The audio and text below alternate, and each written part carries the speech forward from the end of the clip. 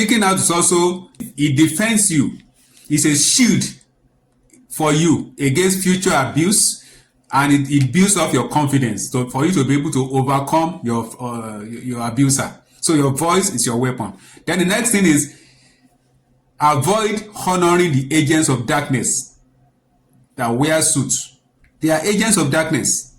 When the Bible says, touch not my anointed, the Bible doesn't mean that you should submit yourself to them as a sacrificial lamb. When the Bible says, touch not my anointed, it doesn't mean you should be the sacrificial lamb. It doesn't mean that you should meet their unconditional request. So you are to separate yourself. Even God, when he ordered Abraham to kill Isaac for sacrifice, he didn't allow it to happen. He provided a lamb. So in the same way, don't make yourself sacrificial lamb in the name of this will be a man of God. When God says, touch not my anointed, it is the anointed of God, not the anointed of Satan, not the workers of iniquity. And never obey devilish requests or instruction that violate your conscience. You have a conscience. Regardless of how respected or how high a man of God is, when your spirit is against what his instruction is giving you, don't partner with them in any way. Like the lady supplying the man of God with virgins. Despite the fact that your conscience is against it, knows that it is wrong. But because you allow fear, you cannot speak up. At that time, you are afraid of dying. You rather become a worker of iniquity. Then that is wrong. The matter of faith. There have been men, many of them, who claim to be a new Messiah.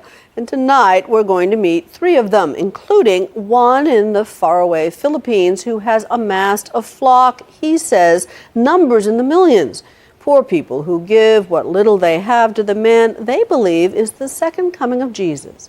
Bill Weir journeyed there to meet him.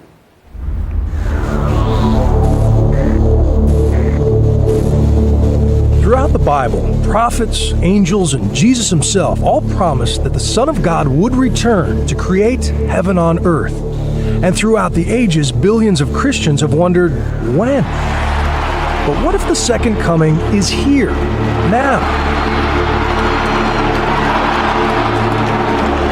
There are a number of would-be messiahs who claim exactly that, and few are more physically convincing than a former Russian traffic cop named Sergei Torop. In the woods of rural Siberia, he is known as Vissarion, the teacher, and around 5,000 disciples live around him, growing their own food and feasting on his every word. My whole body was trembling. The trembling is not coming again. Well, it's very emotional to me. Meanwhile, in London, David Shaler says he is the true Lord of Lords, but unlike Vissarion, no one believes him. That doesn't bother me because I was chosen by God. The former British intelligence agent says his body was filled with the Spirit of Jesus in 2007, a conviction which intensifies on a visit to Jerusalem. We're in the Church Holy Sepulchre, and this behind me is supposed to be the tomb of Christ. Well, I'm Christ, I'm not in the tomb, I'm not dead yet. But with no support, he lives in a squatter's camp outside London. My agreement with Jesus, I don't ask for money off people. If you're the Messiah, you shouldn't be asking for money. You should have faith that God will look after you. Prove to me that you are a son of God. But that is not a sentiment shared by Pastor Apollo Quiboloy, the most successful of the world's self-labeled saviors. The official coming of the Son of God was in April 13, 2005. He was an obscure evangelist from the rural Philippines until 2005, when he announced that God had appointed him Christ on earth, his reward for a pure life. Sinful thoughts, anger, lust, any of those things, you don't experience those on a daily basis? As a human being? Yes. I have already overcome all of those. There is no apocalypse in Quiboloy's message, no rapture or final judgment. Instead, he preaches that he is the model of Christianity, and as more people follow his example, God will gradually turn the earth back into the Garden of Eden. Do you perform miracles? For me, the greatest miracle is the changing of that spirit within. But healing the sick, the manifestations of Jesus' powers, you're able to do that? We have healing. You are healing. And miracles happening. After taking his place as the appointed son, Kibeloy's ministry has exploded. He claims to reach 6 million followers with his satellite TV network, numerous publications, private jet, and personal helicopter. All the better to avoid the bumpy road and impoverished villages that lead to the walled compound he calls the Kingdom of Jesus Christ. Here is his 5-bedroom home, surrounded by manicured gardens of imported grass. So this is your Garden of Eden. This is what we call the Garden of Eden restored. It's easy to see why this claim resonates in a country where 30 million endure crushing poverty with open hearts. This family lives just down the hill, next to the dump where Pastor Kibeloy's garbage is burned. If you could be anything in the world, what would you want to be? Go to heaven. To them, heaven really could exist inside Kibeloy's gates, and it's why hundreds line up to carry his parasol. All the workers who toil in the grinding heat of the kingdom are volunteers, here to glorify the Father. Do you get paid for this? Juju tells me he gets $40 a week to feed his family. Minimum wage. And like the rest of the kingdom, he's expected to give 10% back to Kibeloy. This may be the most beautiful spot in the Philippines, and it's paid for by people who live on $2 a day. So how do you justify your lifestyle? I mean, your watch could probably feed 100 families for a month. If it's not God's will for me to have these things I have, you can take it away. It is God's will that we follow. If it is God's will for us to live like this, you can have a broken heart looking at me, but what can you do? But they get their understanding of the will of God from you.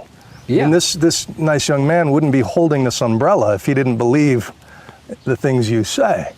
For us here, we see everything as a ministry. My talent is to preach. My talent is to be a leader. Not everyone can become a preacher or have been given a talent like me to go and lead the 6 million people. Right. But Jesus, when he walked the earth, according to the Bible, lived among lepers and prostitutes. I live among them. You have a private jet. I live among them. Before I had the private jet. You're in a walled compound with mansions. Before this, I lived among these people. Like, for example, that jet that you're talking about. Do you know that in 1983, I had a revelation of that jet? That the Lord is going to give me that. Yeah? It is Him who gave me that. If it is not His will, how can I afford that? Well... Kibeloy has been accused of kidnapping and brainwashing by the parents of at least one of his followers, but he was never charged. He insists that anyone is free to leave his flock and seal their fate for eternity. Will they go to hell? It's up to them. They know that. So that's your will, If you want to go to hell, no one will stop you. If you want to go to heaven and follow this way, no one will stop you too. Come work with you. Yeah. There are 3 possibilities here. You are either the Son of God, or you're delusional, or you're a very successful con man. I respect your point of view. But I resent what you said that your followers will say, I'm a con man with a speaking ability that I've tried to con people. That is not who I am. I'm not trying to con people. I am speaking the truth. Skepticism is a cross all modern messiahs must bear.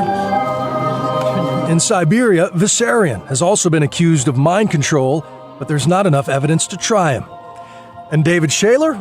Well, there are fewer legal headaches for prophets without followers, but still plenty of moments to bring a so-called Son of God back to earth. Do you think you're Jesus? Sorry? Are you Jesus? I am Jesus, yes. No, you're not. I'm Bill Weir for Nightline in Davao, Philippines. Can we have some quiet? No shortage of skeptics, no shortage of believers. The Second Coming premieres next Wednesday on the National Geographic Channel.